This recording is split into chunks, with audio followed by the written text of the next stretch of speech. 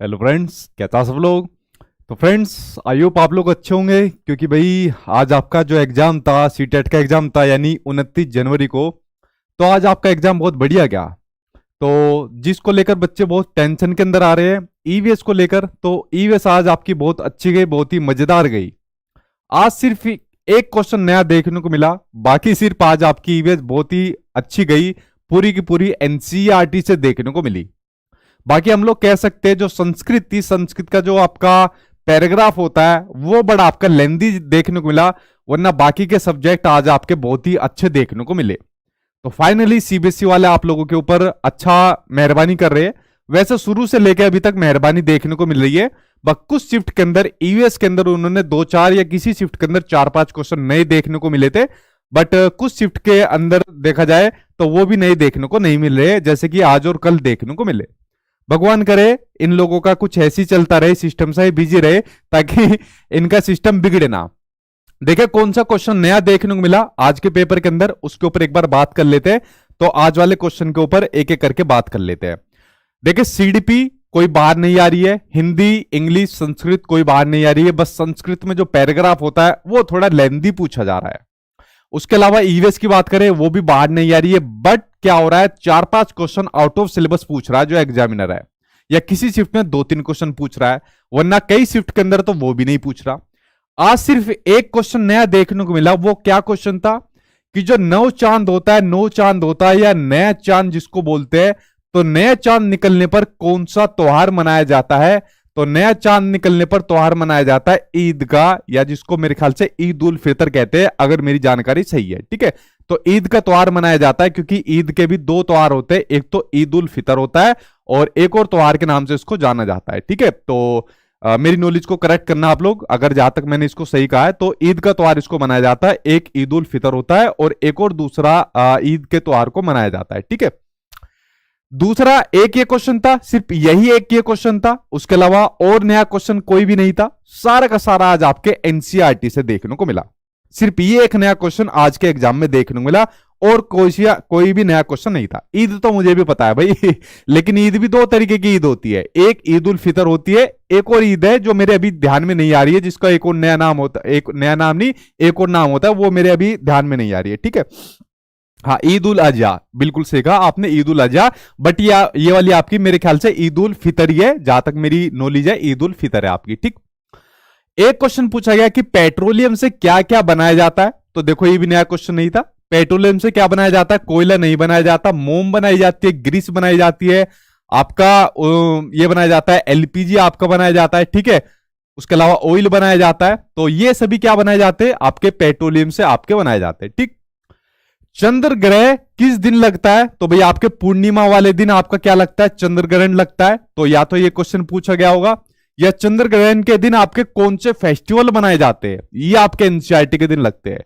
तो पूर्णिमा के दिन कौन से फेस्टिवल मनाए जाते हैं, एक मनाया जाता है भाई आपका होली मनाया जाता है, आपका क्या भाई सभी का मनाया जाता है, होली मनाया जाता है, रक्षाबंधन मनाया जाता है, और गुरु नानक जयंती को मनाया जाता है। किन की मनाया जाता है, गुरु नानक जयंती जी को मनाया जाता है, गुरु नानक जी की जयंती जी को मनाया जाता है। ठीक है, ये फेस्टिवल को मनाया जाता है, पूर्णिमा वाले दिन को मनाया जाता है, ये जो आपके फेस्टिवल होते हैं। ठीक है, आगे बात करते हैं। भारत की राजधानी के सापेक्ष उड़ीसा की जो राजधानी है और कर्नाटक की राजधानी है, इनकी सही डायरेक्शन यानी दिशा को पूछा था।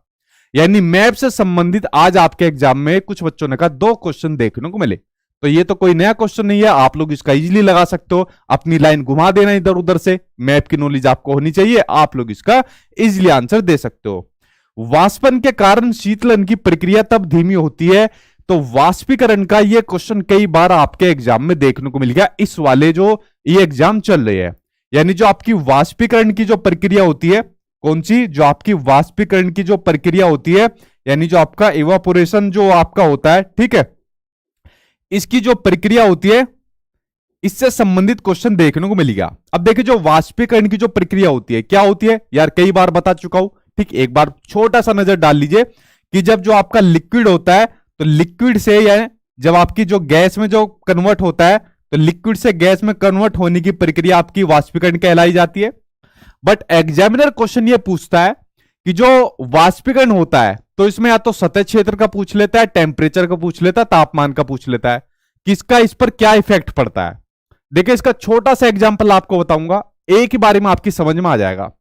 आप लोग भाई अपने घर के अंदर कपड़े सुखाते हो ना, घर के बाहर, सॉरी घर के अंदर तो नहीं सुखाते।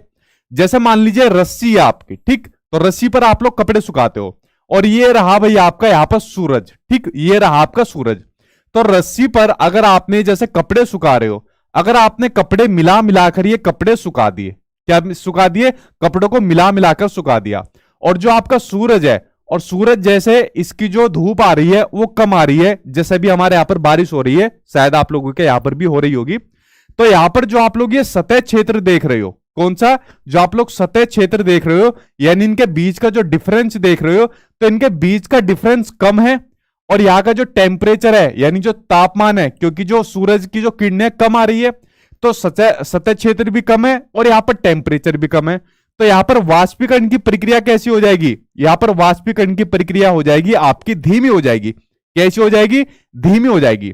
बट मान लीजिए तभी आपकी मम्मी आई और आपकी मम्मी ने आकर आपके गाल पे थप्पड़ लगाया कि गधे तुम्हें तो कपड़े सुखाने भी नहीं आते, कपड़ों को मिला के नहीं सुखाया जाता, कपड़ों को कैसे सुखाया जाता है, दूर दूर करके सुखाया जाता है, और ऐसे झाड़ झाड़ के सुखाया जाता है कपड़ों को, ठीक है। तो उन्होंने आपको कपड़े सुखाने की विधि बता दी, और उन्होंने कहा कि जब ये सूरज जो है ये बारिश खत्म हो जाए उसके बाद कपड़ों को सुखाना। तो जब सूरज की किरणें सही तरीके से आनी शुरू हो जाएगी तो उसके बाद क्या होगा, सतह क्षेत्र आपका बढ़ गया, उसके बाद टेम्परेचर भी बढ़ गया, तो वाष्पीकरण की प्रक्रिया क्या हो जाएगी, तेज हो जाएगी। तो इस तरीके से आपकी वाष्पीकरण की प्रक्रिया के ऊपर आपका क्वेश्चन पूछा जा रहा है, ठीक है, कि कब ये धीमी होती है, कब ये तेज होती है। तो तब आप लोग इसका इजीली आंसर लगा सकते हो कि अगर सतह क्षेत्र आपका कम होगा और टेम्परेचर कम होगा तो वाष्पीकरण की प्रक्रिया धीमी हो जाएगी, और अगर दोनों ये ज्यादा होंगे तो आपका ये तेज हो जाएगा।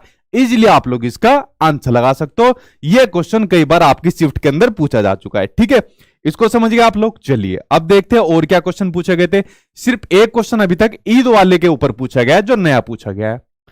भाई खेजड़ी वृक्ष की विशेषताएं पूछ ली, इसको बताने की जरूरत नहीं है, पता नहीं कितनी बार बता चुका हूं, इसको तो जरूरत नहीं है बताने की कि जो खेजड़ी वृक्ष है रेगिस्तानी क्षेत्रों में पाया जाता है, पानी की कम आवश्यकता होती है, इसकी जो छाल होती है वो इससे दवाई भी बनाई जाती है, इस पर बहुत सारी आपके जो होती है पत्तियां आती है, जाके वहां के जानवर खाते हैं इसको, ठीक है। रेगिस्तान में आपके राजस्थान के अंदर ये पाया जाता है, जो आपका खेजड़ी पेड़ होता है, ठीक। उसके अलावा विषधर सांप के प्रकार पूछ लिए जो भारत में पाए जाते हैं, तो भारत में 4 प्रकार के विषैले यानी कि जहरीले सांप पाए जाते हैं, नाग, करैत, दुबैया और अफाई, जो 4 प्रकार के भारत में विषैले सांप पाए जाते हैं, ठीक है। ये हो गया भाई आपका। एक यहां पर पूछा गया था गिद्ध के बारे में, एक पहली टाइप कुछ पूछा गया था। वो क्या पूछा गया था कि मरे हुए जानवर खाता है और क्या काम करता है, जो जगह होती है उसको साफ करता है और ऊंची उड़ान भरता है। तो मरे हुए जानवरों को खाकर कौन उसकी सफाई करता है, या कौन एनवायरमेंट को क्लीन करता है। तो एनवायरमेंट को क्लीन करने वाला कौन सा जो आपका पक्षी होता है, वो कौन होता है, वो होता है भाई आपका जो होता है गिद्ध होता है। तो खुद भी बेचारा आज की डेट में क्लीन होता जा रहा है, बट आज की डेट में इनकी आबादी बढ़ती जा रही है, बहुत सारे प्रोग्राम गवर्नमेंट की तरफ से चलाए जा रहे हैं। एक डाइक्लोफिनेक नाम की जो दवाई थी जिसकी वजह से इनकी आबादी कम होती जा रही है, बट उस पर बैन लग गया, और बहुत सारे प्रोग्राम हमारी गवर्नमेंट की तरफ से और WHO की तरफ से भी चलाए जा रहे हैं, ठीक है। तो अब इस पर बैन लगने की वजह से बहुत समाधान हो रही है, ठीक है। तो ये गिद्ध के ऊपर एक क्वेश्चन यहां पर पूछा गया। एक क्वेश्चन पूछा गया कि मलेरिया को रोकने के लिए जो केरोसिन होता है ऑयल में क्यों छिड़का जाता है। तो ये क्वेश्चन भी भाई आपका एनसीईआरटी का ही क्वेश्चन है कि जो पानी होता है तो पानी के अंदर ऑयल क्यों मिलाया जाता है, पानी के अंदर ऑयल का तेल का छिड़काव क्यों किया जाता है। तो जो मच्छर होते हैं, मच्छरों का जो लार्वा होता है ना, तो मच्छरों के लार्वे को मारने के लिए ऑयल का तेल का छिड़काव किया जाता है ताकि वो ऑक्सीजन ना ले पाए और वही के वही लार्वा मर जाए, ठीक है। तो यानी उनके बच्चों को मार दो ताकि आगे जाके वो हमें डंक ना मार पाए, हमारा खून ना चूस पाए, ठीक। तो उनके लार्वे को मारने के लिए, या फिर कह सकते हो मच्छरों में प्रजनन की प्रक्रिया को रोकने के लिए भी कह सकते हो आप लोग, ठीक। राजस्थान में उद्भूत वर्षा जल संग्रहण की प्रथा कौन सी है, यानी जल को कंजर्वेशन करने की प्रक्रिया कौन सी है आपकी, गुल, कुल कैसे कैसे ऑप्शन है भाई। तो वो है आपकी बावड़ी आपकी प्रक्रिया है। बहुत से बच्चों ने भाई जो जो ऑप्शन लिखकर भेजे तो वही सभी आपके सामने स्क्रीन पर है, तो ये सभी आपके ऑप्शन है, ठीक है। तो बावड़ी से आज फिर आपके एग्जाम में क्वेश्चन आ गया, तो जल संग्रहण की जो आपकी प्रक्रिया रहती है। मलेरिया के लिए किसे नोबेल पुरस्कार मिला, कब, आपका देखिए 1902 लिखा हुआ है। ठीक है, तो भाई जो जो बच्चे ने लिख रखा है वो सभी आपके सामने स्क्रीन पर है। रोनाल्ड रोस आज आपका पूछा गया। ठीक है, मधुमक्खी पालन आज आपके एग्जाम में दोबारा पूछा गया। अब पता नहीं इसको पालने का टाइम पीरियड पूछा हुआ था या बिहार का दोबारा आपका पूछ लिया था कि बिहार के अंदर जो मधुमक्खी जो पाले जाते हैं, कि जो आपका मुजफ्फरपुर जिला है या उसके अंदर बोचाहा गांव है या लीची के फूल पसंद है, तो मधुमक्खी पालन की विशेषताएं पूछ ली। ठीक है, तो ये मधुमक्खी पालन का दोबारा आज आपका क्वेश्चन पूछा गया। ठीक, तो कोई नया क्वेश्चन तो आज आपके ईवीएस के अंदर देखने को नहीं मिला। तो बच्चों ने ज्यादातर यही बताया कि सर आज हम सीबीएसई वालों को कोई क्वेश्चन दान देकर नहीं आए। ये चीज देखकर मुझे बड़ी खुशी मिली और आज आपकी ईवीएस बड़ी नॉर्मल, बड़ी ही आसान देखने को मिली। ठीक, ये हो गई भाई आज के पेपर की बात जो आपके ईवीएस के अंदर थी। ठीक है, अक्टूबर दिसंबर में भी शायद टाइम पीरियड पूछ लिया होगा, बट आज आपका आसानी था, मधुमक्खी पालन का भी जो क्वेश्चन पूछा गया था, विशेषताएं पूछी गई थी ना, टाइम पीरियड पूछा था। ठीक है, टाइम पीरियड भी आपको पता ही है। ठीक, उसके अलावा दो क्वेश्चन आज आपके निपुण से पूछे गए थे। तो देखिए निपुण आप लोगों को मैं वैसे भी ओरली भी बता चुका हूं, और निपुण के बारे में अगर आपको चीजें पढ़नी है एक बार आप लोग इंटरनेट से पढ़ सकते हो, वरना मैंने एक क्वेश्चन एक वीडियो अपनी एफएलएन के ऊपर डाली हुई है, केवीएस के ऊपर डाली हुई थी वो वीडियो एफएलएन के ऊपर, आप लोग चाहे उसको देख सकते हो। तो केवीएस वाले बच्चों के लिए डाली हुई है, आप लोग उसके ऊपर जाकर देख सकते हो। तो निपुण के बारे में मैंने वहां पर चीजें बताई हुई है। तो निपुण की फुल फॉर्म पढ़ लेना, निपुण के उद्देश्य पढ़ लेना कि भाई क्या उद्देश्य होते हैं। भाई वही उद्देश्य होते हैं कि लिखना पढ़ना और उसको संख्याओं की उसको नॉलेज दी जाए बच्चों को क्लास 3rd तक। तो ये उसके बारे में पूछा गया था। ठीक है, तो ये निपुण से संबंधित दो क्वेश्चन आज के एग्जाम में देखने को मिले, इसका भाई आप लोग समझ गए। ठीक, निपुण के बारे में भाई एफएलएन वाली मेरी वीडियो देख लेना, केवीएस के अंदर मैंने करा रखा हो, उस वहां से आपको देखने को मिल जाएगा। एनसीएफ 2005 भाई रोज ही आ रहा है, रोज कराने की जरूरत नहीं है। एक क्वेश्चन पूछा गया एनईपी 2020 कब तक लक्ष्य प्राप्त किए जाएंगे, मतलब जो इसमें टारगेट या लक्ष्य दिए गए वो कब तक प्राप्त किए जाएंगे। तो भाई उसको एनईपी 2020 में ये वाली बात कही हुई है कि जो इसके लक्ष्य टारगेट है उसको प्राप्त करने के बाद 2030 तक कही हुई है। कहा है भाई 2030, ये 2030 तक की हुई है। तो मेरे ख्याल से ये क्वेश्चन अगर ये दिया हुआ है तो 2030 इसका आंसर होगा। ठीक, तो अगला क्वेश्चन दिया था जीन प्याजे के अनुसार, ये तो आपका जीन प्याजे का क्वेश्चन आ गया। इसमें तो भाई ऑप्शन ही 2 दे रखे हैं, तो बाकी के 2 ऑप्शन है ही नहीं, तो मैं क्या आंसर दूं भाई इसके अकॉर्डिंग, कि वो कौन सी क्रिया है जिनसे मानसिक स्तर पर निष्पादित और प्रतिलोगिन किया जाता है। तो भाई इसको छोड़ दो, यानी कुल मिलाकर आपका जीन प्याजे का क्वेश्चन पूछा गया। अगर यहाँ पर 2 ऑप्शन होते तो मैं आंसर बताता। वास्तुकार में कौन सी बुद्धि पाई जाती है, तो भाई हार्वर्ड गार्डनर से दोबारा क्वेश्चन आ गया आपका कि कौन सी बुद्धि पाई जाती है। तो देखो भाई आपकी स्थानिक बुद्धि आपका दिया हुआ है, तो एक क्वेश्चन आपका हार्वर्ड गार्डनर से पूछा गया। ठीक, तो सीडीपी के लिए तो आपको, या पहले आपको एक बात बता दूं, ईवीएस जितनी आज आपकी पूछी गई थी, सिर्फ अगर मैं एक क्वेश्चन को हटा दूं, ईद वाले अगर मैं क्वेश्चन को हटा दूं, तो उसके अलावा बाकी जितने क्वेश्चन थे वो आपकी मैराथन क्लास और नोट से पूछे गए। यार ये रोज रोज बताने की चीज नहीं है। अगर मैं हर शिफ्ट के 2-4 क्वेश्चन को, या जिसमें मॉडरेट पूछी गई थी उसमें 4-5 क्वेश्चन को हटा दूं, वरना जितनी भी चीजें जो मैंने आपको करा रखी उससे बाहर नहीं पूछा गया, ये मुझे बताने की जरूरत नहीं है। ठीक है, सेम आपके सीडीपी के अंदर भी उस वाली मैराथन क्लास से आपका बाहर नहीं है। कोलबर्ग आया आपका, वाइगोत्स्की आया, हार्वर्ड गार्डनर आया, पावलो आया। भाई आज के एग्जाम के अंदर पावलो भी आ गए क्या, इयान पावलो? ऐसा तो मुझे सुनने में नहीं आया, लेकिन क्या पता ऑप्शन के अंदर आ गया हो, तो भाई वो एक बात है। लेकिन आज तक सीटेट के एग्जाम में ये इतिहास है, इयान पावलो देखने को नहीं मिले। ये ऑप्शन के अंदर कहीं देखने को मिला होगा तो बच्चे ने सोचा होगा शायद इयान पावलो आ गया होगा, बट सीटेट के एग्जाम में इयान पावलो देखने को नहीं मिलते हैं। तो बाई चांस बच्चे ने ऑप्शन पढ़ा होगा, उसके अकॉर्डिंग शायद ये बता दिया होगा। ठीक है, वरना जीन प्याजे, कोलबर्ग, वाइगोत्स्की और हार्वर्ड गार्डनर या ब्लूम टैक्सोनॉमी, इससे संबंधित क्वेश्चन देखने को मिलते हैं। ठीक, जेंडर आया, लैंग्वेज एक्विजिशन आया और भाषा आया, स्कैफोल्डिंग आ गया, स्कीमिंग आ गया, थीम आ गया, थीम की स्पेलिंग यहां पर गलत लिख दी है। उसके अलावा बुद्धि सिद्धांत आया, इंटरपर्सनल आया। अच्छा, यानी हार्वर्ड गार्डनर से 2 क्वेश्चन आज आपके एग्जाम में देखने को मिले। ग्रोथ एंड डेवलपमेंट आया, टेलीमार्स यूज्ड टू फाउंड आया, मीन मीडियन से क्वेश्चन आया। अगला क्वेश्चन कुछ इस तरीके से, 2 लड़कियां फर्श पर बने लाल और हरे गोले को चूड़ी से ढकती है, गोले रंग को एक बार ढकने पर। ये कुछ मैथ का एक न्यूमेरिकल क्वेश्चन है, तो इस तरीके से, आप पूरा क्वेश्चन नहीं है तो इसको सोल्व कराया जा सके। अगला क्वेश्चन कुछ इस तरीके से है, ये भी इनकम्प्लीट क्वेश्चन है, आलू प्याज टमाटर मिर्च और नींबू के दान वाला। देखिए क्वेश्चन कितना सिंपल है, पता नहीं सीटेट के अंदर कितना बार रिपीट हो चुका है। ठीक है, तो ये सब चीजें मैं करा चुका हूं यार, कि 11,1100 में से क्या घटाया जाए कि 10,000 प्राप्त हो, इसको कराने की मैं ट्रिक भी बता चुका हूं। तो जिन बच्चों ने मैराथन क्लास देखी है, बताओ इसके अंदर कौन सी ट्रिक बताई थी मैंने इसको कराने की, ठीक है। तो ये ट्रिक के माध्यम से करा चुका हूं। एक कंटेनर में इतना मिल्क है, उसको भरने के लिए 500 मिलीलीटर मिल्क चाहिए यार, बस डिजिट चेंज कर रखी है भाई साहब ने, और कुछ नहीं कर रखा, ठीक है। सीटेट में इतना ही काम करता है। टाइम से क्वेश्चन आया आपका, ये टाइम का क्वेश्चन था आपका, टाइम का क्वेश्चन रिपीट हो गया। यदि एक बालक इसको इतना लिखता है तो उसकी दृष्टि को सुधारने के लिए एक अध्यापक को क्या काम करनी चाहिए?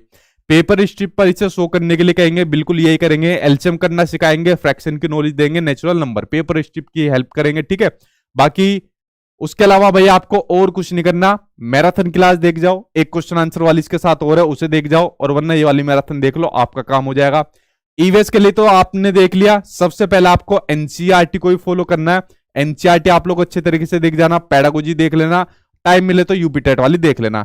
मेरी मेहनत इन्होंने बेकार करा दी, जो नई वाली ये वाली मैराथन डाली थी इसके ऊपर, इससे क्वेश्चन नहीं आ रहे अब, तो चाहे तो आप लोग इसको ना भी देखो, तो आपको जरूरत नहीं है अभी इस वाली को देखने की, ठीक है। तो इसको अगर ना भी देखोगे आपका चल जाएगा, इस वाली को जरूर देख लेना, ठीक है।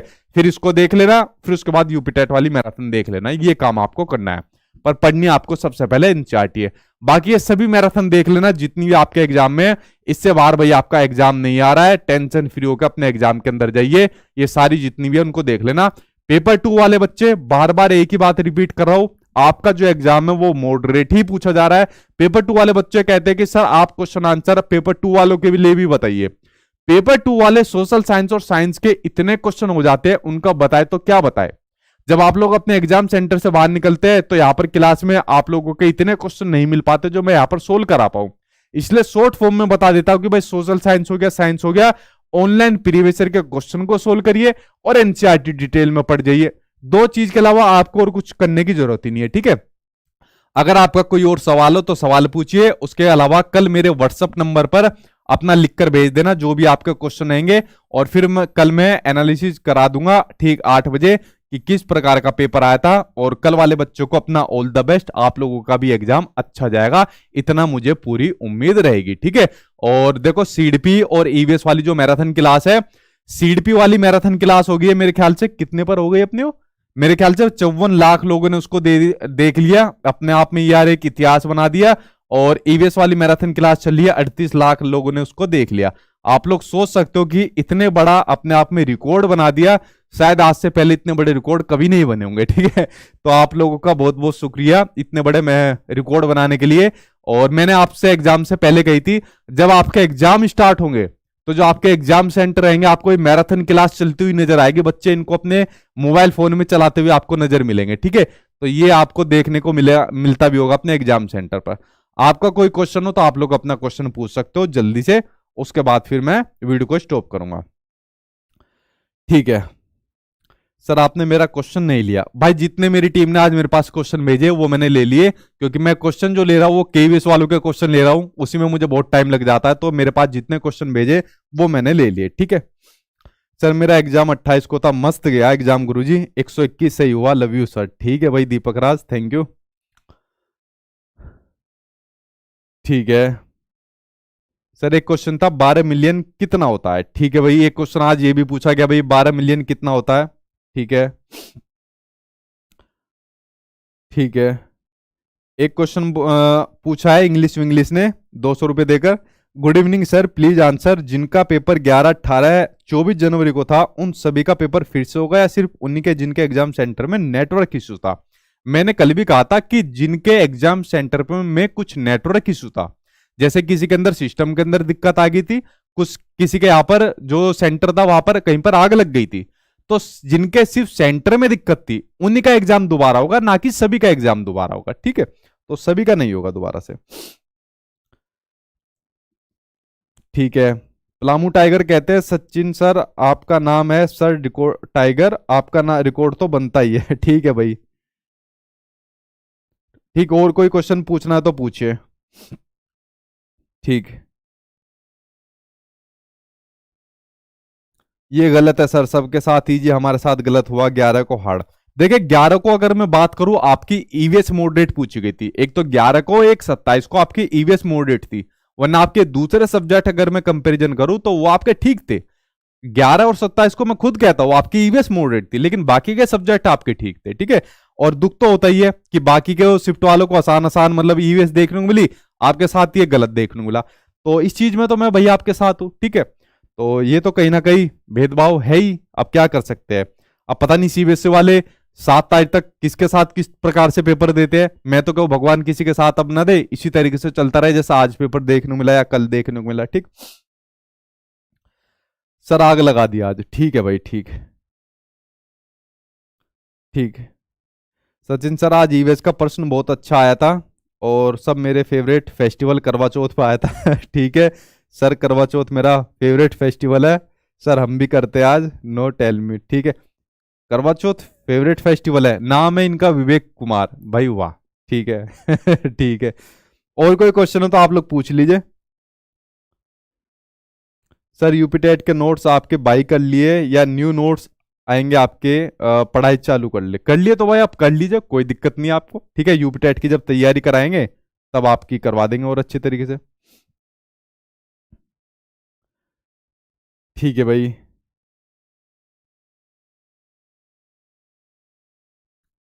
चलिए अब मैं वीडियो को स्टॉप करता हूँ, आपके क्वेश्चन बहुत बन रहे हैं।